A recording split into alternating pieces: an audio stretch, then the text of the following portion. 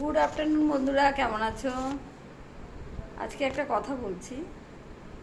কিছু মানুষ আছে না, তাদের কথার দ্বারা অন্য মানুষকে বদনাম করে। সে মানুষটা খুব ভালো মানুষ, তার স্বভাব চরিত্র সব কিছু ভালো, কিন্তু সে এত ভালো বলে সবাই তার প্রশংসা করে, এই জন্য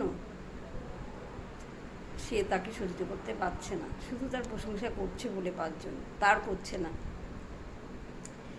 এই জন্য সে কি করছে, তার নামে এমন একটা বদনাম দিয়ে দিল, বানিয়ে বানিয়ে প্ল্যান করে মনে মনে যে এটা বলবো ওটা বলবো, এমন একটা খারাপ কথা বলবে যাতে সবার চোখে সে খারাপ হয়ে যায়।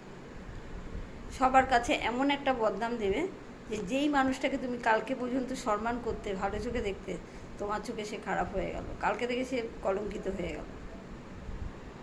শুধু কথার দ্বারা মানুষকে খারাপ করা যায়, তাকে কলঙ্কের বদনাম দেওয়া যায় কথার দ্বারা।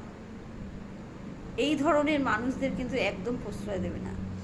যারা সঠিক মানুষ তারা তাদেরকে চিনে নেবে যে সে কিন্তু বদনাম করছে, প্রমাণ না পেয়ে কিন্তু ওইসব মানুষের কথা কখনোই বিশ্বাস করবে না। আমি অন্তত করি না।